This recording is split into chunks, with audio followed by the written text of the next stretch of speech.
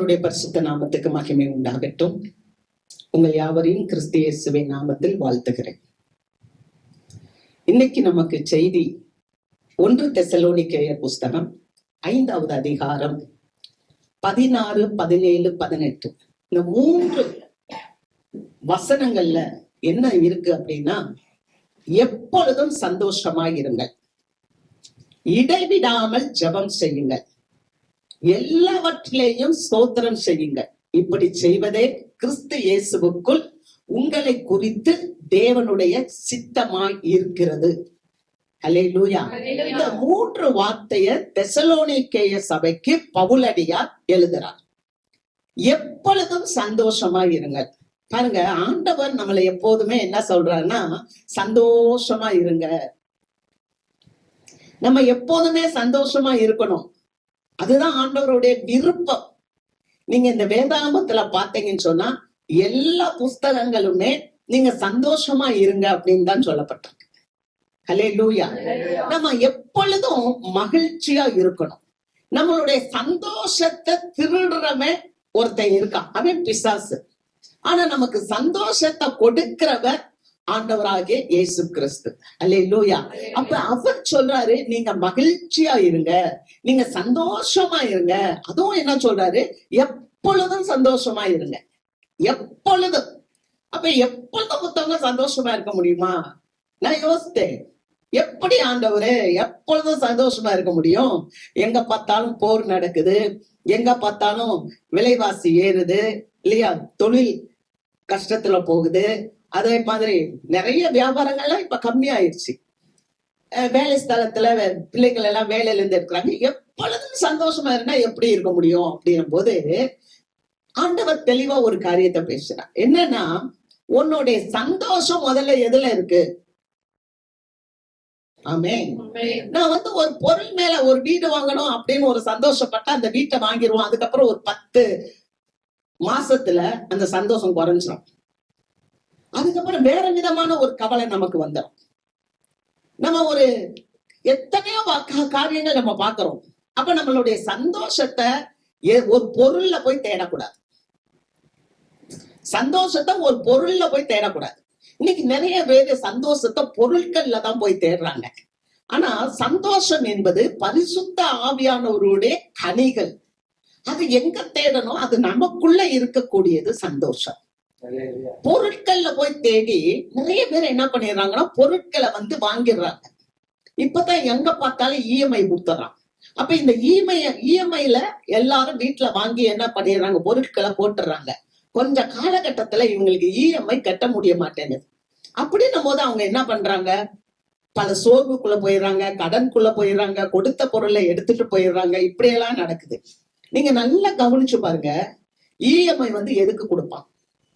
இப்ப ஒரு கார் 20 லட்சம் ரூபாய் கார், அந்த காருக்கு உங்களுக்கு என்ன பண்ணுவாங்கன்னா லோன் கொடுப்பாங்க. ஏன்னா கார் ஷோரூம்ல இருந்து வெளியே எடுத்துட்டு வரக்குள்ள அந்த காரோடைய ரேட்டு 2 லட்சம் ரூபாய் குறைஞ்சிடும். நீ ஷோரூம்ல இருந்து வெளியே எடுத்துட்டு வந்துட்டாலே அது உங்களுடைய கார் ஆயிரும்.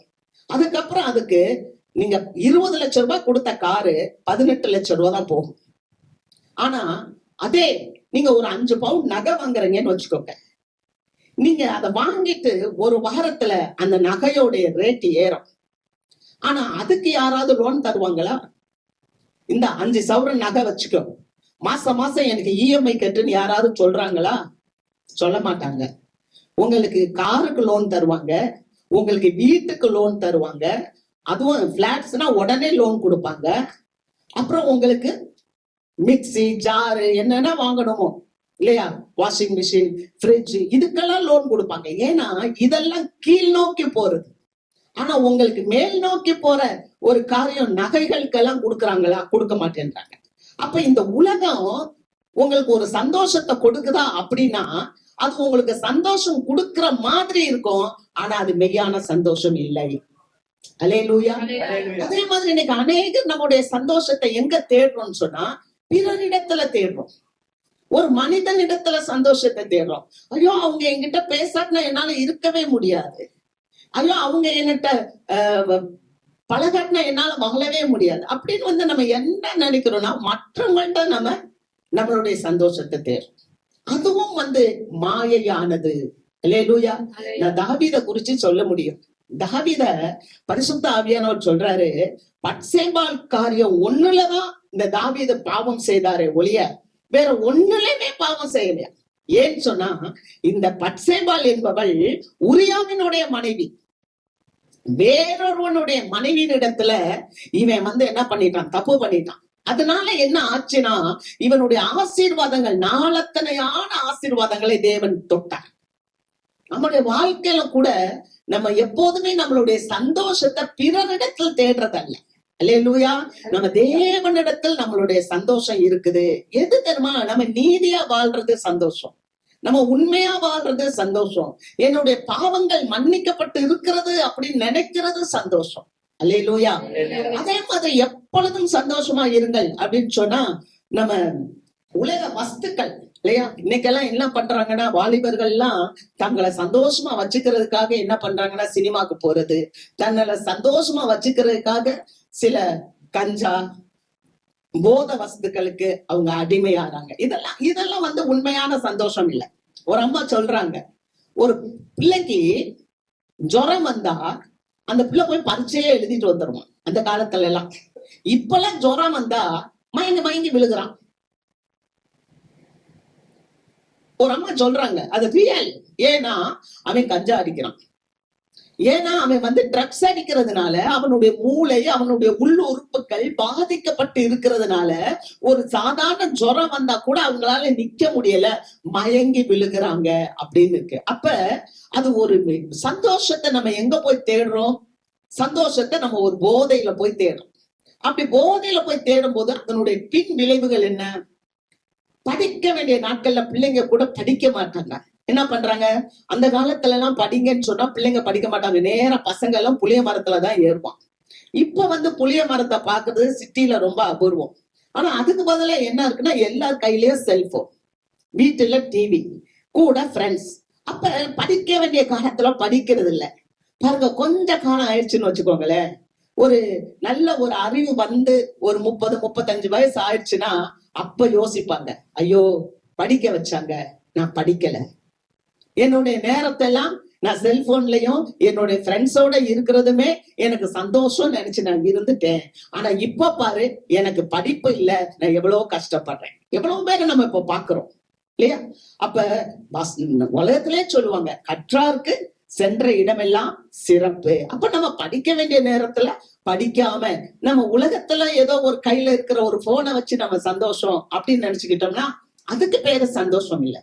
அப்ப எப்பொழுதும் சந்தோஷமா இருங்க அப்படின்றாரு. அப்படின்னா எப்படி சந்தோஷமா இருக்க முடியும்? அல்லேலூயா. ஒரு சந்தோஷம் என்பது என்ன தெரியுமா? ஒரு மனுஷனுக்குள்ள ஆண்டவர் கொடுக்கிற ரட்சிப்பு தான் சந்தோஷம். ஒரு மனுஷனுக்குள்ள ஆண்டவர் கொடுக்கிற விடுதலை தான் சந்தோஷம். பாருங்க, உலகமே பாவம் நிறைந்து காணப்பட்டுச்சு. உலகத்துல பாவம் நிறைஞ்சதுனால இருண்ட நாட்கள் இருந்துச்சு. வேதத்துல சரித்திரத்துல குறிப்பிடப்பட்டிருக்கு. என்னன்னா மல்கியா தீர்க்க தரிசன புஸ்தகத்துல இருந்து மத்தேயு வரைக்கும் 400 வருஷம் ஆண்டவர் யார் கூடயும் பேசல, இருண்ட காலமா இருந்துச்சு. அந்த நேரத்துலதான் ஒரு ஒளி வந்து உதித்தது. அல்லேலூயா. அந்த ஒளி வந்து உதித்தது. நம்ம நினைக்கிறோம் ஒளின்னு சொன்னா ஏதோ ஒரு விளக்கை ஏத்தி வச்சுட்டா அது ஒளின்னு. அந்த ஒளியை நான் சொல்லல. அந்த ஒளி நமக்கு ஒண்ணும் பயன் தராது. அது வந்து நமக்கு வெளிச்சத்தை கொடுக்கும். என்ன வெளிச்சம்? நம்ம நடக்கிறதுக்கு. ஆனா இன்னொரு ஒளி இருக்கு, அது வார்த்தையாகிய ஒளி. அல்லேலூயா. நம்ம இந்த வார்த்தையை நம்முடைய வாழ்க்கையில கேட்கும் போது, இந்த வார்த்தையில நம்முடைய வாழ்க்கையை நம்ம வைக்கும் போது அந்த ஒளி நம்முடைய வாழ்க்கையை பிரகாசிக்க சொல்லும். அதுக்குதான் நம்ம வந்து ஞாயிற்றுக்கிழமை ஆனா அந்த ஆலயத்துல வந்து அந்த வார்த்தை மேல நம்ம வாஞ்சியா இருக்கிறோம். அல்லேலூயா. இந்த வார்த்தை தான் வந்து மத்தேயு புஸ்தகத்துல உதித்தது. அது சொல்லப்பட்டிருக்கு. 1வது அதிகாரம் 21வது வசனத்தை வாசிக்கலாம். மத்தேயு 1:21. அவள் ஒரு குமாரனை பெறுவாள், அவருக்கு இயேசு என்று பெயரிடுவாயாக, ஏனெனில் அவர் தமது ஜனங்களின் பாவங்களை நீக்கி அவர்களை ரட்சிப்பார் என்றான். அல்லேலூயா. ஒருத்தர் பிறப்பார், ஒரு குமாரன் பெறுவார், அவருக்கு இயேசுன்னு பேர் வை. இயேசுனா என்ன அப்படின்னா, தமது ஜனங்களின் பாவங்களை நீக்கி அவர்களை ரட்சிப்பார். நம்முடைய பாவங்களை நீக்கி ரட்சிக்கிறவர், விடுதலை கொடுக்கிறவர் ஒருத்தர்னா அவர் ஆண்டவராகிய இயேசு. அவர்கிட்ட வரணும். அதனாலதான் தூதன் போய் சொல்றாரு. தூதன் போய் அந்த இரவு வேளையில மேய்ப்பர்கள் தன்னுடைய மந்தையெல்லாம் மேய்த்து ஒரு இடத்துல கொண்டு வந்து மடக்கி வச்சுட்டு இருட்டுல அவங்க படுத்து கிடக்கும் போது தேவதூதன் வந்து சொல்றான், எல்லாருக்கும் மிகுந்த சந்தோஷத்தை கொடுக்கிற நற்செய்தியை கொடுக்கிறேன். என்னன்னா, உங்களுக்கு உலக ரட்சகர் இயேசு வந்து பிறந்திருக்கிறார். அல்லேலூயா. அப்ப இந்த இயேசு என்பவர் நமக்குள்ள வந்து பிறக்கும் போது என்ன கிடைக்குதுன்னா, நமக்கு ஒரு விடுதலை கிடைக்குது, நமக்கு ஒரு ரட்சிப்பு கிடைக்குது. அந்த ரட்சிப்பு எதுல தெரியுமா? பாவத்திலிருந்து நமக்கு ரட்சிப்பு. அல்லேலூயா. எப்படியாவது பணம் சேர்க்க வேணும்னு நினைச்சு ஒருத்தன் சேர்த்தான். இயேசு கூட தான் இருந்தான். யூதாஸ் 30 வெள்ளிக்காசுக்கு இயேசுவை காட்டி கொடுத்தான். அந்த 30 வெள்ளிக்காசு அவங்க கொடுக்கும் போது மிகுந்த சந்தோஷத்தோடு கொடுத்தாங்களாம். ஆனா அந்த பணத்தை, அந்த வெள்ளிக்காசை வாங்கினவே அவன் சரியான விதத்துல வாங்காதனால அந்த அநீதத்தின் கூலி அவன் மனச பாதித்ததுனால கடைசி அவன் என்ன பண்ணினானா, நான்று கொண்டு செத்தான். பார்க்கணும், ஒரு ரட்சிப்பு இல்ல. இயேசுவுடனே கூட இருந்தான், ஆனா பாவத்தில் இருந்து அவன் விடுதலையாக்கப்படவில்லை. சந்தோஷம் என்பது என்ன தெரியுமா? பக்தன் பாட்டு பாடுறாங்க, எழுதி இருக்கிறாங்க, என்னே என் ஆனந்தம், என்னே என் ஆனந்தம், சொல்லக்கூடாதே மன்னன் கிறிஸ்து என் பாவத்தை எல்லாம் மன்னித்து விட்டாரு. நம்முடைய பாவங்களை மன்னிக்கிறது தான் மிகுந்த சந்தோஷம். ஒரு பிள்ளை எப்ப சந்தோஷமா இருக்க முடியும் தெரியுமா? எனக்குள்ள நான் உண்மையாகவே கிறிஸ்துவை வைத்திருக்கேன், நான் ஒரு வெற்றி வாழ்க்கையை வாழ்ந்து கொண்டு இருக்கிறேன். அல்லேலூயா. ஆண்டவர் நமக்கு சந்தோஷமா இருக்கத்தான் இந்த உலகத்துக்கு வந்தார். பாருங்க, ஒரு விஷயம் பாக்குறோம், நீங்க வாசிக்கலாம். ஆபகுக் புஸ்தகம் 3வது அதிகாரம் 18வது வசனம். நான் கர்த்தருக்குள் மகிழ்ச்சியாய் இருப்பேன், என் ரட்சிப்பின் தேவனுக்குள் களி கூறுவேன். நான் கர்த்தருக்குள் மகிழ்ச்சியாய் இருப்பேன், என் ரட்சிப்பின் தேவனுக்குள் களி கூறுவேன். நான் ரட்சிக்கிற தேவனுக்குள்ள நான் மகிழ்ச்சியா இருப்பேன், நான் களி கூறுவேன் அப்படின்னு சொல்றாங்க. என்ன தெரியுமா? ஆண்டவருடைய வல்லமையை உணர்ந்த மனிதன் அப்படி சொல்லுகிறான். எப்படி சொல்லுகிறான்? மந்தையில மாடுகள் இல்லாட்டாலும் சரி, வயல்வெளிகள்ல தானியம் இல்லாட்டாலும் சரி, ஆட்டுக்கடையில ஆடுகள் இல்லாட்டாலும் சரி, ஒலிவ மரத்துல ஒலிவ பழங்கள் இல்லாமல் போனாலும் சரி, திராட்சை செடியில பழங்கள் அற்று போனாலும் சரி, நான் கர்த்தருக்குள் மகிழ்ச்சியா இருப்பேன், என் ரட்சிப்பின் தேவனுக்குள் நான் களி கூறுவேன். ரட்சிப்பின் தேவன் ஒருவர் இருக்கிறார். எப்படி சொல்ல முடியும் தெரியுமா? நீங்க லூக்கா புஸ்தகம் 1வது அதிகாரத்துல மரியாள் பாடுறாங்க, என் ஆத்மா மகிழ்ந்து களி கூறுதுன்னு. எப்படி மகிழ்ந்து களி கூறுதான்? இந்த அம்மா ஒரு கன்னிஸ்திரி, ஆனா கன்னிஸ்திரிக்குள்ள உலக ரட்சகர் கர்ப்பமா வந்துட்டான். அல்லேலூயா. அப்ப அவருடைய வல்லமையை உணர்ந்தவங்க அவங்க சொல்றாங்க, என்னுடைய ஆத்மா மகிழ்ந்து களி கூறுகிறது. அவருடைய வல்லமை, அவருடைய அதிகாரம், அவருடைய ஆளுமை, அவருடைய காரியத்தை உணரும் போது மகிழ்ச்சி தானாகவே வருது. கன்னி மரியாள் கர்ப்பம் தரிக்க முடியுமா? அப்ப எவ்வளவு பெரிய சந்தோஷம். அப்ப நமக்குள்ள ஒரு சின்ன சின்ன காரியங்கள் இருக்குல்ல, சிச்சுவேஷன்ஸ், இது தேவை, இது தேவை, இது தேவை. ஆனா தேவனுடைய வல்லமை எவ்வளவு பெரியது என்பதை உணர்ந்திருக்கும் போது ஒரு பிள்ளை தேவையை குறித்து யோசிக்காது, எப்பொழுதும் அது கிறிஸ்துவுக்குள் சந்தோஷமாக இருக்கும். ஏன்னா அந்த பிள்ளையுடைய தேவைகள் நிச்சயமாக சந்திக்கப்படும். அல்லேலூயா, அல்லேலூயா. நிச்சயமாக அந்த பிள்ளையுடைய தேவைகள் சந்திக்கப்படும். ஆகவே எப்பொழுதும் அது கிறிஸ்துவுக்குள் களி கூறும். ஒரு தேவ பிள்ளையோடைய வாழ்க்கையில இருக்க வேண்டிய முதல் காரியம் என்னன்னா மகிழ்ச்சி.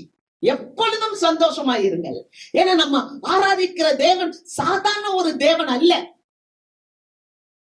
அவர் வானத்துக்கும் பூமிக்கும் சொந்தக்காரர். அவர் சொல்லுகிறார், வானத்திலும் பூமியிலும் எனக்கு சகல அதிகாரம் கொடுக்கப்பட்டிருக்கிறது என்று சொல்லுகிறார்.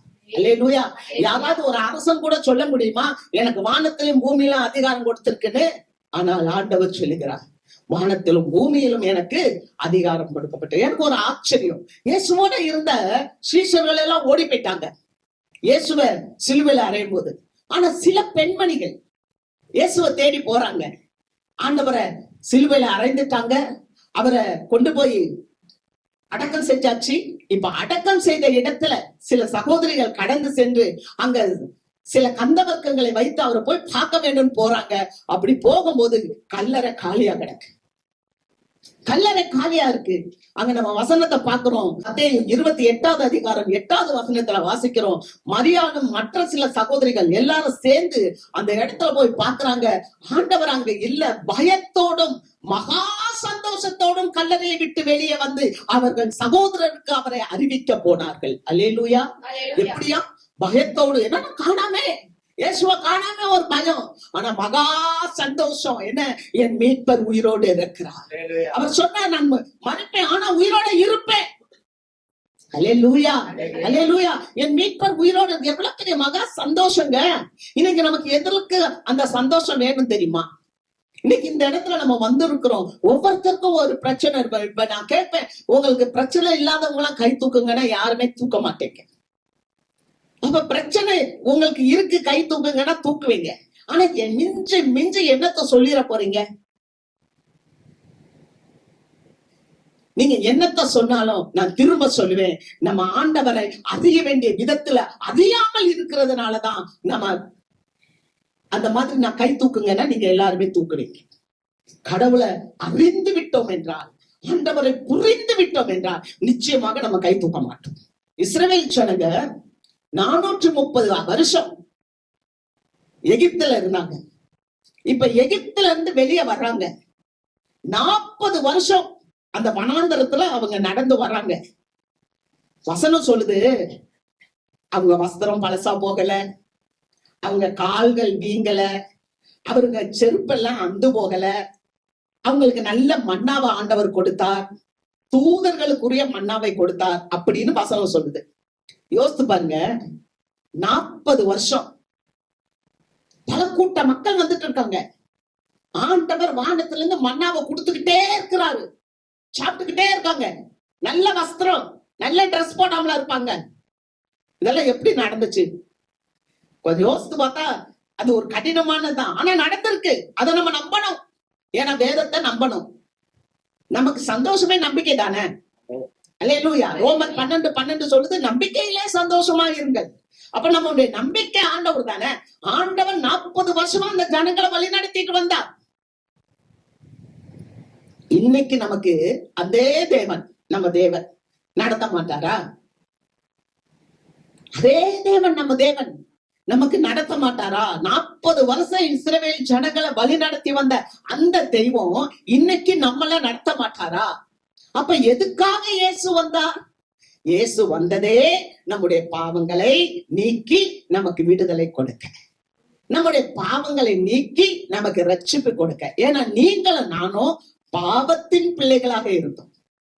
நம்ம யாரோடைய பிள்ளையா இருந்தோம்? ஆதாமுடைய பிள்ளைகளாக இருந்தோம். ஆதாம் பாவம் செய்தான், பாவத்தின் வழி நம்ம எல்லாம் வந்தோம். ஆனால் ஆண்டவர் அந்த பாவத்திலிருந்து நமக்கு விடுதலை கொடுக்க வர. அதனாலதான் ஒரு பெரிய அரசன் போய் ஜெபிக்கிறான். என்ன சொல்லி ஜெபிக்கிறாரு? வாசிக்கலாம். சங்கீதம் 51:12. உமது இரட்சணியத்தின் சந்தோஷத்தை திரும்பவும் எனக்கு தந்து உற்சாகமான ஆவி என்னை தாங்கும்படி செய்யும். உமது இரட்சணியத்தின் சந்தோஷத்தை திரும்ப எனக்கு தந்து உமது உற்சாகமான ஆவி என்னை தாங்கும்படி செய்யும். அந்த சந்தோஷம், அந்த ரட்சிப்பு சந்தோஷம் வந்தா உற்சாகம் வந்துடும் நமக்கு. அல்லேலூயா, அல்லேலூயா. அந்த ரட்சிப்பு என்ன ரட்சிப்பு? என் ஆண்டவர் என்னுடைய பாவத்தை நீக்கதான் இயேசு இந்த உலகத்துக்கு வந்தான்னு நம்ம நினைச்சிட்டோம்னு சொன்னா, நிச்சயமா ஆண்டவர் பரலோகத்துல இருந்து போஷித்த ஆண்டவர் இன்னைக்கு சோறு கொடுக்கறதுக்காக இயேசு அனுப்பல, உங்களுக்கு எனக்கு ரட்சிப்பை கொடுக்க இயேசு வந்தார். அல்லேலூயா. ஆண்டவராகிய தேவன் நேற்றும் இன்றும் என்றும் மாறாதவர். அன்னைக்கு இஸ்ரவேல் ஜனத்தை வழி நடத்தினார்னா இன்னைக்கு மட்டும் இல்ல, இனி வரப்போகிற எல்லா நாட்களிலும் உங்களுடைய தேவைகள், என்னுடைய தேவைகளை சந்திக்க இயேசு போதுமானவராக இருக்கிறார். அதுக்கு சந்தேகப்பட வேணாம், அதுக்கு கேட்க வேணாம். ஆனா விசுவாசிகள் எப்படி இருக்க வேண்டும்? உற்சாக ஆவியோடு இருக்க வேண்டும், எப்பொழுதும் சந்தோஷமா இருக்க வேண்டும். அல்லேலூயா. யோசித்து பாருங்க, மரித்து போயாச்சு, மரித்து போயிட்டாங்கன்னு எல்லாம் நினைச்சிருப்பாங்க. அவனும் போய் தூக்கு போட்டு செத்துட்டான், யூதாசும் போய் தூக்கு போட்டு செத்துட்டான். ஆனா இந்த அம்மா வந்து நிக்கிறாங்க, மரித்தவர் அங்க இல்ல, உயிரோட இருக்கிறவங்க. எவ்வளவு பெரிய சந்தோஷம். அல்லேலூயா. அதனாலதான் பவுலடியார் சொல்றார், வாசிக்கலாம். 1 கொரிந்தியர் புஸ்தகம் 15வது அதிகாரம் 51வது வசனத்தை நம்ம வாசிப்போம். அங்கே அவர் ஒரு ரகசியத்தை சொல்லுகிறார். பவுல் ஒரு ரகசியத்தை சொல்லுகிறார் கொரிந்திய சபைக்கு. நான் உங்களுக்கு ஒரு ரகசியத்தை சொல்லுகிறேன். என்னன்னு சொன்னா, நம்ம எல்லாரும் நித்திரை அடைவதில்லை. நம்ம எல்லாம் மரணத்துக்குள்ள போக மாட்டோம். நாம எல்லாம் நித்திரை அடைவதில்லை. ஒரு நிமிஷத்துல, ஒரு நொடி பொழுதுல நாம எல்லாம் மறுரூபமாகும். அல்லேலூயா, அல்லேலூயா. எப்படியா? ஆண்டவராகிய இயேசு வருகிறார். இந்த வசனத்தை வாசிக்க. இதோ ஒரு ரகசியத்தை உங்களுக்கு அறிவிக்கிறேன். நாம் எல்லாரும் நித்திரை அடைவதில்லை. ஆகிலும் கடைசி எக்காலம் தொனிக்கும் போது ஒரு நிமிஷத்திலே, ஒரு இமைப்பொழுதிலே நாம் எல்லாரும் மறுரூபமாக்கப்படுவோம். நம்ம சந்தோஷமாவே இருக்கணுமா? ஏன் தெரியுமா? இப்ப எக்காலம் ஊத போகுது. அல்லேலூயா, அல்லேலூயா. ஒரு ரகசியத்தை சொல்றேன்ற அந்த சபைக்கு, எப்பா நம்ம எல்லாம் மறிக்க போறது இல்ல. ஒரு ரகசியத்தை சொல்றேன். கடைசி எக்காலம் ஊதும் போது என்ன ஆயிரும்னா, ஒரு நிமிஷம், ஒரு நிமிஷம் தாங்க, ஒரு பிராக்சர் ஆஃப் செகண்ட் மறுரூபம். நம்ம மறுரூபம் ஆயிருவோம். அப்படியே எடுத்துக்கொள்ளப்படுது. இது எவ்வளவு பெரிய சந்தோஷம்! அந்த சந்தோஷத்துல நீங்க நிலைச்சிருங்க. அந்த சந்தோஷத்துல, அதனாலதான் நாங்க வாசிக்கிறோம். நம்ம 1 தெசலோனிக்கேயர் 4வது அதிகாரம் 17வது வசனத்தை நம்ம வாசிப்போம். 1 தெசலோனிக்கேயர் 4:17. பின்பு உயிரோடு இருக்கும் நாமும் கர்த்தருக்கு எதிர்கொண்டு போக மேகங்கள் மேல் அவர்களோட கூட ஆகாயத்தில் எடுத்துக்கொள்ளப்பட்டு இவ்விதமாய் எப்பொழுதும் கர்த்தருடனே கூட இருப்போம். பாத்தீங்களா? இப்ப உயிரோடு இருக்கிற நாமும் அவரோடு கூட ஆகாயத்துல எடுத்துக்கொள்ளப்படுவோம். அப்ப இயேசுவானவர் வரப்போகிறார் என்பது எவ்வளவு பெரிய மகிழ்ச்சி! இந்த உலகத்துல உங்களுக்கு எனக்கும் ஒரு பெரிய மகிழ்ச்சி என்னன்னா, அன்றைக்கு இயேசு வர வேணும்னு இருந்தாங்க அநேகர். ஒரு மிகுந்த சந்தோஷத்தை கொடுக்கிறேன்னு சொல்லி காப்ரியேல் தூதன் வந்து பேசினாரு. ஆனா இன்னைக்கு ஒரு பெரிய மகிழ்ச்சி விசுவாச மக்களுக்கு என்னன்னா, இயேசுவானவர் வரப்போகிறார். மரித்தோர்கள் முதலாவது எழுந்திருப்பார்கள். பின்பு உயிரோடு இருக்கிற நாமும் அவரோடு கூட ஆகாய மண்டலத்துல எடுத்துக்கொள்ளப்படுவோம். இது வார்த்தை, இது ஜீவன் உள்ளது, இது உயிர் உள்ளது, இது உண்மை உள்ளது. அந்த நாட்களுக்காக நீங்களும் நானும் எப்போதும் சந்தோஷமா இருந்து அதை காத்து எதிர்பார்த்து இருக்க வேண்டும். அல்லேலூயா. அப்ப எவ்வளவு பெரிய காரியத்தை, அந்த சத்தம் எப்படி வருவாரு? எக்கால சத்தத்தோட. இன்னைக்கு தேவனுடைய வார்த்தையை கேட்கிற பிள்ளைதான் அன்னைக்கு இயேசு வரும்போது அவருடைய எக்கால சத்தத்தை கேட்க முடியும். அல்லேலூயா. நம்ம அந்த சத்தத்தை கேட்க கூடாதபடிக்கு இந்த உலகத்தினுடைய காரியங்கள் நம்முடைய காதுகளை மந்தமாக்கி இருக்கும் என்றால் நம்ம ஆண்டவருடைய அந்த எக்கால சத்தத்தை கேட்க முடியாது. சபையை விழித்துக்கொள், சபையை விழித்துக்கொள். சபை ஆசீர்வதிக்கப்பட்டது. சபை எடுத்துக்கொள்ளப்பட வேண்டியது. இன்னைக்கு ஒரு காரியம் தடுத்து கொண்டு இருக்கிறது. அது என்னன்னா, பரிசுத்த ஆவியானவர் இன்னைக்கு தடுத்து கொண்டு இருக்கிறார் அந்தி கிறிஸ்துவ வரவிடாம. ஆனா ஆண்டவர் வந்துட்டாருன்னா சபை எடுத்துக்கொள்ளப்படும். பரிசுத்த ஆவியார் விட்டுருவார். அடுத்து அந்தி கிறிஸ்துவுக்கு போயிடும். 7 வருஷம் உபத்திரவம் பூமியில நடக்கும். இந்த 7 வருஷமும் நீங்களும் நானும் ஆட்டுக்குட்டியானவருடைய கல்யாண வீட்டுல மேல மகிழ்ந்து, கல்யாண வீடு எப்படி இருக்கும்? எப்படி இருக்குங்க? இக்காலத்து பாடுகள் வரப்போகிற மகிமைக்கு ஒப்பானவைகள் அல்ல அப்படின்னு சொல்லி பவுல் சொல்லுகிறார். ஆமென். கர்த்தருக்கு மகிமை. இப்ப என்னமோ யோசிச்சுட்டு இருக்கோமே, இதெல்லாம் ஒண்ணுமே இல்ல. எப்பொழுதும் சந்தோஷமா இருங்க, எப்பொழுதும் சந்தோஷமா இருங்க. கர்த்தர் உங்களை கைவிட மாட்டார். உங்களை கைவிடுறதுக்காக இயேசுவானவர் சிலுவையில வந்து தன்னுடைய ஜீவனை கொடுத்தார். அல்லேலூயா. எதிர்பார்த்திருங்கள், அவர் வருகை எதிர்பார்த்திருங்கள். எப்பொழுதும் சந்தோஷமா இருங்கள். 2வது காரியம், இடைவிடாமல் ஜெபம் செய்யுங்கள்.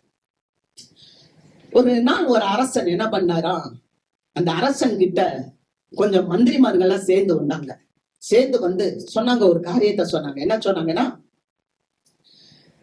இந்த சமஸ்த பட்டணத்துக்குள்ள இருக்கிறவங்க எல்லாரும் 1 மாசம் உண்மை தவிர வேற யாரையுமே வணங்க கூடாது ராஜா அப்படின்னு சொல்லி ராஜாட்ட பேசி ஒரு பத்திரத்தை போட்டு கட்டளை போட்டு வச்சுட்டாங்க. அப்ப அந்த ஊர்ல ஒருத்தர் அடிமையை பிடித்து கொண்டு வந்தவர். அடிமையாக அவரை கொண்டு வந்திருந்தாங்க. எருசலேம்ல இருந்து கொண்டு வந்திருந்தாங்க.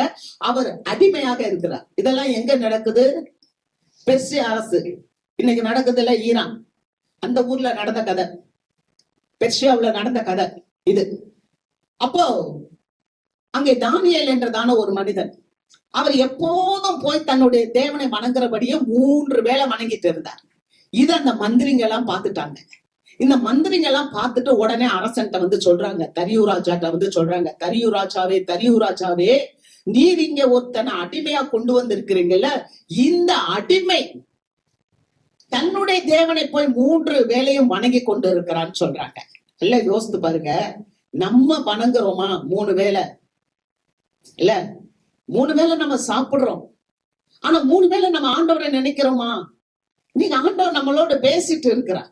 நாம இடைவிடாமல் ஜெபிக்கணும். நம்ம எப்போதும் சந்தோஷமா இருக்கணும்னா நமக்கு ஒரு மிகப்பெரிய ஆயுதம் என்னன்னா எப்பொழுதும் நம்ம ஜெபிக்க வேண்டும். நீங்க ஜெபிக்கிறத மத்தவங்க பாக்குறாங்களோ பாக்கலையோ உங்களை ஆண்டவர் பாக்குறார்.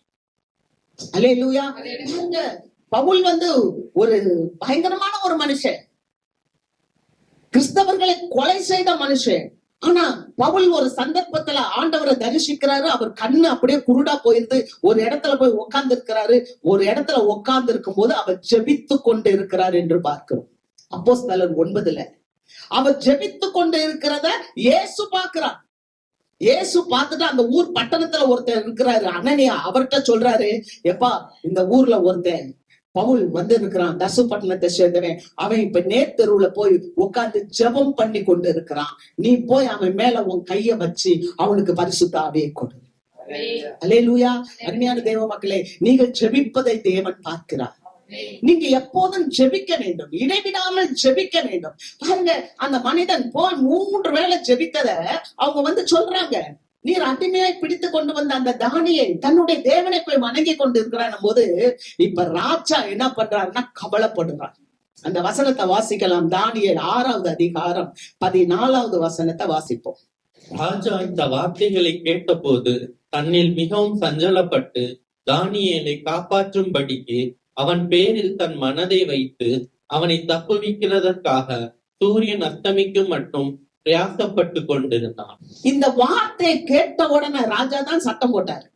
இப்ப சட்டத்தை போட்டவரு இப்ப என்னவா சஞ்சலப்படுறார், வருத்தம், கவலைப்படுறார். கவலைப்பட்டு எப்படியாவது தானியேலை காப்பாற்றி விட வேண்டும். நல்லா யோசித்து பாருங்க. இந்த ராஜா நிச்சயமா இந்த ராஜாவுக்கு தெரிஞ்சிருக்கும் தானியேலின் தேவன் பெரியவர் என்று. ஆமென். அல்லேலூயா. நம்ம பழைய ஏற்பாட்டுல பாக்குறோம், ராகாப் என்பவள் ஒரு வேசின்னு பாக்குறோம். ஆனா அந்த அம்மா சொல்றாங்க, என்ன சொல்றாங்க, நீங்க எகிப்துல அடிமையா இருந்தீங்க, வெளியே வரும்போது உங்களுக்காக செங்கடலையே ஆண்டவர் பிளந்தாரு, அதை நாங்க கேள்விப்பட்டோம், எங்க இருதயம் எல்லாம் கரைஞ்சு போயிருச்சு, ஏன்னா உங்க தேவன் தான் உண்மையான தேவன். அல்லேலூயா. ஒரு அம்மா சாட்சி சொல்றாங்க. எப்படிப்பட்ட சாட்சி பாருங்க. உங்க தேவன் உண்மையான தேவன், செங்கடலையே பிளந்தாரு, 5 ராஜாக்களை அழித்தார், அவருக்காக நாங்க வைராக்கியம் கொண்டிருக்கோம் அப்படின்னு சொல்லி அந்த அம்மா தேசினா. அவங்க சாதாரண ஒரு தொழில் செய்யறவங்க. ராகாப் அவங்க சொல்றாங்க, அப்ப இஸ்ரவேலின் தேவனை அறிந்திருந்தார்கள். அதனாலதான் அந்த தேசம் அழிக்கப்படும் போது, அதாவது எரிகோ கோட்டையை பிடிக்கும் போது, அந்த எரிகோ கோட்டையை பிடித்து அவங்க அந்த அலங்கத்தை அழிக்கும் போது அந்த அலங்கத்தின் மேல் இருந்த அந்த ராகாப்பும் அந்த ராகாப்போடைய குடும்பத்தை சேர்ந்தவர்களும் காப்பாற்றப்பட்டார்கள். அல்லேலூயா. தேவனை குறித்து அறிந்திருந்தார்கள். இந்த ராஜா தரியு ராஜா நிச்சயமாக அறிந்திருப்பார். ஏன்னா தரியு ராஜாக்கு முதல்ல நேபுகாத்நேச்சார் இருந்தாரு. அந்த ராஜா புள்ளத்தினார். தன்னுடைய பெருமை, என்னுடைய பெருமை கை வண்ணம் அல்லவா இந்த பாபிலோனை கட்டினது. சில வேளைகள்ல நம்ம நினைக்கிறோம்ல, நம்ம சாமர்த்தியத்துல தான் நிக்கிறோம். நீங்க உபாகமம் 8வது அதிகாரத்துல போய் வாசித்து பார்த்தீங்கன்னா அங்க சொல்லியிருக்கு, என்னுடைய பலனும் என்னுடைய கைவன்மையும் என்னுடைய சாமர்த்தியம் தான் இதெல்லாம் சம்பாரிச்சுன்னு சொல்லாத, உனக்கு சம்பாதிக்கிறதுக்கு பலன் தர்றதே ஆண்டவர். அல்லேலூயா. அப்ப நம்ம வாழ்க்கையில நம்ம ஆண்டவருக்கு முதலிடம் கொடுக்கணும், ஆண்டவரை தேடணும். அப்ப இந்த ராஜா நல்லா தெரிஞ்சு வச்சிருப்பாரு, இந்த நேபுகாத்நேச்சாரையே புள்ளத்தின் வச்சவரு. அடுத்து நேபுகாத்நேச்சாரோடைய மகன் பெல்ஷாத்சார், அவன் தப்பு பண்ணுனான். எருசலேம் தேவாலயத்துல இருக்க எல்லா பாத்திரங்களையும் கொண்டு வைப்பாட்டிமார்களுக்கெல்லாம் கொடுத்து தண்ணியை ஊத்தி அதுல ட்ரிங்க்ஸ் பண்ணிட்டு இருக்கும் போது ஆண்டவருடைய விரல் சுவற்றுல எழுதுது, மெனே மெனே தெக்கேல் உப்பாசிங், நீ தராசில வைக்கப்பட்ட போது உன்னிடத்தில் குறை காணப்பட்டது, நீ குறை உள்ளவன் என்று சொல்லுது. அல்லேலூயா. அப்படி குறை காணும். இதெல்லாம் இந்த ராஜா கேள்விப்பட்டிருப்பார், தரியு ராஜா கேள்விப்பட்டிருப்பார். ஆனா தரியுக்கு என்ன ஒரு ஆசை, ஒரு பெருமை, எல்லாரும் தன்னை வணங்க வேண்டும். ராஜாக்கள்னாலே ஒரு ஆசை வந்துரும்ல, பதவியில வர்ற வரைக்கும் தான் அவங்க கொஞ்சம் அமைதியா இருப்பாங்க. பதவியில வந்துட்டாங்கன்னு சொன்னா எல்லாரும் நம்மளை வணங்க வேண்டும் அப்படின்ற ஆசை, இது நியாயமானது. அவங்க ஆசைப்பட்ட உடனே தானியேலே இல்ல. தானியேல் யாருன்னா சாதாரண ஆள் இல்லைங்க, 120 நாடுகளுக்கு அதிபதி. அந்த 120 நாடுகளுக்கு அதிபதிகளுக்கு அதிபதி இவன். அல்லேலூயா. அதிபதிகளுக்கெல்லாம் அதிபதி. 3 பிரதானிகளை வைத்திருந்தார் அந்த தரியு. அதுல ஒரு பிரதானி தான் இந்த தானியேல். அப்ப 120 நாட்டை அவன் பார்க்கணும். அப்படிப்பட்ட மனுஷன் 3 வேளை போய் ஜெபிக்கிறார். நம்ம தற்பரிசோதனை செய்யணும். ஆண்டவரை, என் அலுவலர்களுக்குள்ளாக, என்னுடைய வேலைகளுக்குள்ளாக நான் ஆண்டவரை தேடுகிறேனா? இந்த 120 தேசத்துக்கு அதிபதியாக இருந்த இந்த தானியேல் 3 வேளை போய் ஜெபித்தார். இதெல்லாம் இவர் பார்த்துட்டே இருக்கிறார். அதனால இவர் என்ன நினைக்கிறாரு, இவர் எப்படியாவது காப்பாற்ற வேண்டும் என்று சொல்லி சூரியன் அஸ்தமிக்கிற வரைக்கும், அதாவது சூரியன் மறைகிற வரைக்கும் எவ்வளவோ முயற்சி எடுக்கிறார். எப்படியாவது தானியேலை காப்பாற்ற வேண்டும். ஆனால் தானியேலை காப்பாற்ற முடியல. ஏன்னா ஒரு ராஜா சட்டம் போட்டுட்டா அந்த சட்டத்தை மாற்ற முடியாது. அல்லேலூயா. அப்ப வேதம் சொல்லுகிறது, நீங்க நீதிமொழிகள் புஸ்தகம் 21வது அதிகாரம் 1வது வசனத்தை பார்த்தா, ராஜாக்களுடைய இருதயத்தை நீர்க்கால்கள் போல திருப்புகிற தேவன் நம்முடைய தேவன். அல்லேலூயா. ராஜாக்களுடைய இருதயங்களை எல்லாம் நீர்க்கால்கள் போல திருப்புகிற தேவன் நம்முடைய தேவன். அல்லேலூயா. அப்ப ராஜாக்களையும் அவர் தான் கையில வச்சிருக்கிறார். கர்த்தருக்கு மகிமை. அல்லேலூயா. தேவன் நேற்றும் இன்றும் என்றும் மாறாத தேவன் அவர். பாருங்க, அதனாலதான் ஒரு ராஜா, இஸ்ரவேலின் ராஜா அந்த தாவீது சொல்லுகிறார், எனக்கு ஒத்தாசை வரும் பர்வதத்துக்கு நேரா என் கண்களை நான் ஏறெடுக்கிறேன். வானத்தையும் பூமியும் உண்டாக்கின கர்த்தரிடத்தில் இருந்து எனக்கு ஒத்தாசை வரும். அல்லேலூயா. ஏன்னா அந்த ராஜாக்கே ஒத்தாசை எங்க இருந்து வரணும் தெரியுமா? வானத்தையும் பூமியும் உண்டாக்கின கர்த்தரிடத்துல இருந்துதான். அல்லேலூயா. ஆக முயற்சி பண்ணனா, முயற்சி முடியல. கடைசியா என்ன பண்ணா, எல்லாரையும் கூப்பிட்டு இந்த தானியேலை தூக்கி நீங்க சிங்க கெபில போட்டுருங்கன்னு சொன்னாங்க. அப்ப எல்லாரும் தானியேலை தூக்கி சிங்க கெபில போடுறாங்க. அப்ப ராஜா சொல்றாரு, தானியேலே, நீ இடைவிடாமல் ஆராதிக்கிற உன் தேவனாகிய கர்த்தர் உன்னை தப்புவிப்பார். அல்லேலூயா. அல்லேலூயா. அந்த வசனத்தை வாசிக்கலாம். அப்பொழுது ராஜா கட்டளையிட அவர்கள் தானியேலை கொண்டு வந்து அவனை சிங்கங்களின் கெபியிலே போட்டார்கள். ராஜா தானியேலை நோக்கி, நீ இடைவிடாமல் ஆராதிக்கிற உன் தேவன் உன்னை தப்புவிப்பார் என்றான். அல்லேலூயா. நீ இடைவிடாமல் ஆராதிக்கிற உன் யார் சாட்சி கொடுக்கிறா? ராஜா சாட்சி கொடுக்கிறாரு. யாரு கட்டளை போட்டா? ராஜா கட்டளை போட்டாரு. அல்லேலூயா. ராஜா தான் பதவி கொடுத்தாரு, மந்திரி பதவி கொடுத்தாரு. மந்திரிகளுக்கெல்லாம் மந்திரி என்ற ஒரு பதவியையும் கொடுத்தார். இப்போது ராஜாவே சொல்லுகிறார், அப்பா, நான் ஒரு கட்டளைய போட்டுட்டேன், முடியல. ஆனா நான் வீழ்ந்துட்டேன், என்னுடைய மாம்சத்துல நான் வீழ்ந்து போயிட்டேன். ஆனாலும் நீ இடைவிடாமல் ஆராதிக்கிற தேவன் உன்னை தப்புவிப்பார். அல்லேலூயா. ஏன் தெரியுமா? தானியேலுக்குள்ள என்ன இருந்துச்சுன்னா, விசேஷித்த ஆவி இருந்தது. எந்த ஒரு பிள்ளைக்குள்ள விசேஷித்த ஆவி இருக்கோ அந்த பிள்ளை எப்போதும் சந்தோஷமா இருக்கும். ஆமென். அல்லேலூயா. உங்களையும் என்னையும் ஆண்டவர் எதுக்கு அழைத்திருக்கிறார் தெரியுமா? எப்பொழுதும் சந்தோஷமா இருங்க. நம்மளுடைய சந்தோஷத்தை ஏதோ ஒரு பொருட்கள்ல நம்மளை சுற்றி இருக்கிறதுல இல்ல, சந்தோஷத்தை நமக்குள்ள இருக்கிற தேவனோடு நாம் தேட வேண்டும். அல்லேலூயா. அப்ப அந்த மன்னன் அப்படி சொன்ன உடனே இப்ப என்ன ஆச்சுன்னா, அங்க வசனம் சொல்லுது, நீங்க ரோமர் 8ல பாத்தீங்கன்னா, எவர்கள் தேவனுடைய ஆவியினால் நடத்தப்படுகிறார்களோ அவர்கள் தேவனுடைய புத்திரர் எனப்படுவார்கள். அல்லேலூயா. நம்ம தேவனுடைய ஆவினால் நடத்தப்பட வேண்டும். சங்கீதக்காரர் சொல்லுகிறார், என் ஆத்துமா தொடர்ந்து உம்மை பற்றி கொண்டு இருக்கிறது. சங்கீதம் 63ல நம்ம வாசிக்கிறோம், என் ஆத்துமா தொடர்ந்து உம்மை பற்றி கொண்டு. எப்போதும் நம்ம தேவனை பற்றி கொண்டே இருக்கணும். நீங்க என்ன வேலை செஞ்சாலும் சரி, நீங்க என்ன வேலை செஞ்சாலும் சரி, உங்களுடைய சிந்தை, உங்களுடைய இருதயம், உங்களுடைய எண்ணம் இறைவனோட, ஆண்டவரோட, இயேசுவோட பற்றி கொண்டு இருக்கும் போது ஒருவரும் கொடுக்கவும் எடுக்க முடியாத பெரிய ஆசீர்வாதம் உங்களை பிடித்துக் கொள்ளும். அல்லேலூயா. அவரைதான் ஆண்டவர் சொல்றார், இயேசுவானவர் சொல்லுகிறார், எப்பா, நீ இந்த உலகம் முழுவதையும் ஆதாயப்படுத்தி கொண்டாலும் அதனால் லாபம் என்ன? உன் ஜீவனை நஷ்டப்படுத்தினால் அதனால் லாபம் என்ன? எதையும் நம்ம தேடுறோம் இந்த உலகத்துல. அதை சம்பாத்தி விடப்படும், இதை சம்பாதிச்சிடணும், இதை கட்டிடணும், அதை கட்டிடணும், என் பிள்ளைய பெரிய லெவலுக்கு கொண்டு வந்துடணும், என் பிள்ளைய உயர்ந்த ஸ்தானம், எல்லாம் பண்ணுறோம். ரைட்டு, வேண்டான்னு சொல்லல, செய்யணும், தேவை. ஆனா நம்ம ஜீவனை நம்ம நஷ்டப்படுத்திட்டா லாபம் என்ன? இயேசுவானவர் வரும்போது அவருடைய சத்தத்தை கேட்காதபடிக்கு நம்ம இந்த உலக காரியங்களிலேயே மூழ்கி விட்டோம்னா நம்மளால லாபம் என்ன? பாருங்க என்ன நடந்தது. அவனை தூக்கி அப்படியே சிங்கங்களின் கெபிக்குள்ள போட்டாங்க. ஆனா சிங்கங்களின் கெபிக்குள்ள இருக்கும் போது 3 ராஜாக்கள் தானியேலுக்கு விழித்திருந்து காப்பாற்றினாங்க. ஹல்லேலூயா. 3 ராஜாக்கள் தானியேலை விழித்திருந்து காப்பாத்தினாங்க. நம்பர் 1, மிருகங்களின் ராஜா நைட்டெல்லாம் தூங்கல, அதுக்கு பசி எற வேணும், ஆனா தூங்காம அது அங்கேயும் இங்கேயும் அலைந்து அப்படியே முழித்து கொண்டே இருக்கிறது அந்த குகைக்குள்ள. நான் நினைக்கிறேன் இந்த தானியேல் சிங்கத்தை கூட தலைக்கு தலைவனையா வச்சு படுத்திருப்பாரு. ஹல்லேலூயா. ஆனா ஆண்டவர் சிங்கத்துக்கு கட்டளையிட்டார், அது தூங்காம சிங்கம் பாதுகாத்துச்சு.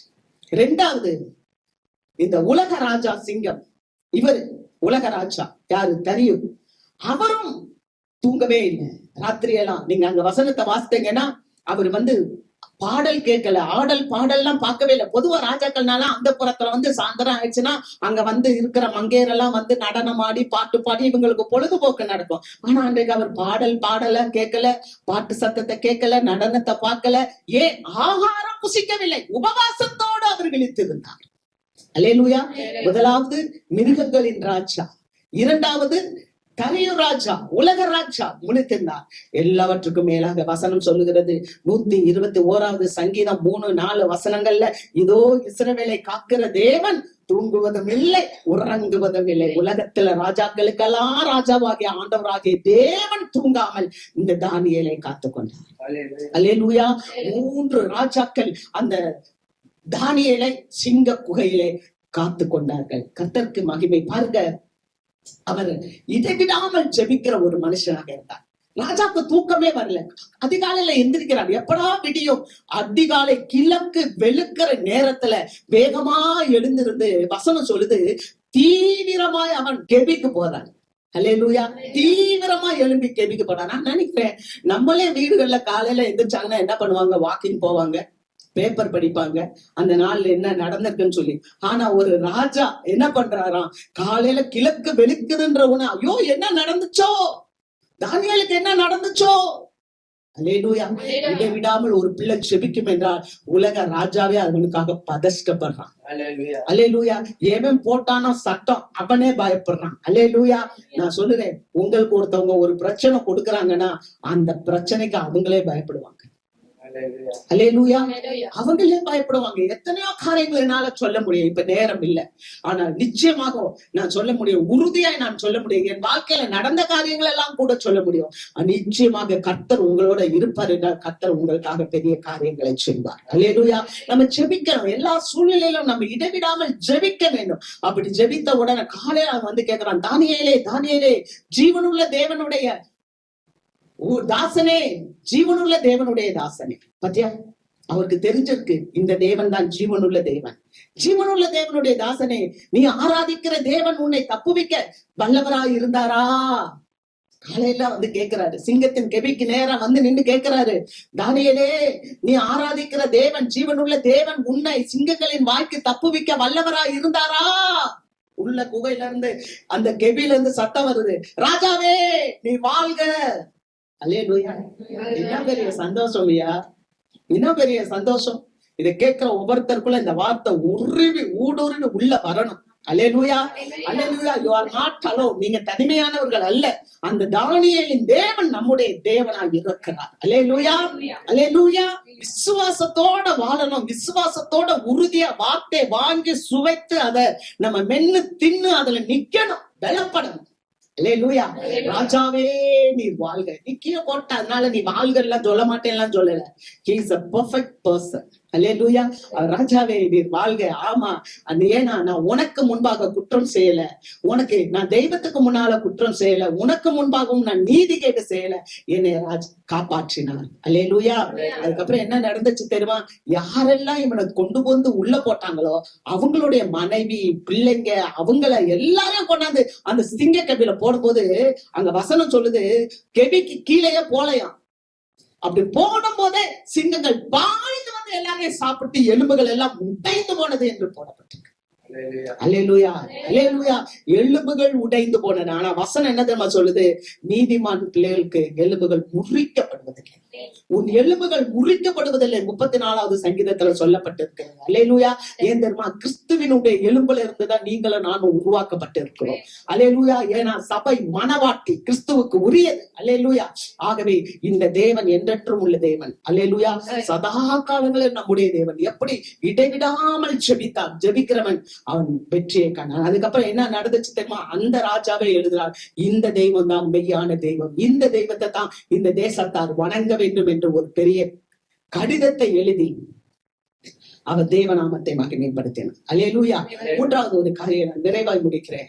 முதலாவது சொன்னேன், எப்பொழுதும் சந்தோஷமா இருங்கள். இரண்டாவது சொன்னேன், இடைவிடாமல் ஜெபம் செய்யுங்கள் சொன்னேன். மூன்றாவது, எல்லாவற்றிலையும் ஸ்தோத்திரம் செலுத்துங்க. நமக்கு எப்போதும் நன்றி நிறைந்த இருதயம் இருக்கும். அல்லேலூயா. எல்லாவற்றுக்காக நம்ம முறுமுறுக்க கூடாது. என்ன நடந்தாலும் நன்றி சொல்லணும். பாருங்க, 10 குஷ்டரோகிகள் இயேசு கிட்ட வந்தாங்க. அதுல 10 பேருமே சுகம் அடைஞ்சாங்க. ஆனா ஒருத்தன் வந்து நன்றி சொன்னா, இயேசு கேட்டாரு, மற்ற 9 பேர் எங்கே? நம்ம நன்றியா இருக்கணும். முடிவு வரையும் தான் ஆண்டவர் கூட நிக்கணும். பழைய ஏற்பாட்டுல ஒரு காரியம் இருக்கு. தேசம் பொல்லாததுதான். ஆனா அந்த நாட்கள்ல ஏனோக்குன்ற ஒரு மனுஷன் வாழ்ந்தாரு. 60வது வயசுல, அவருடைய 60வது வயசுல மெத்துசாலான்ற ஒரு மனுஷனை பெற்றார். அதுக்கப்புறம் 300 வருஷம் அவர் ஆண்டவரோட சஞ்சரித்து, அங்க வசனம் அப்படியே இருக்கு, குமாரத்திகளையும் குமாரர்களையும் பெற்றான் அப்படின்னு இருக்கு.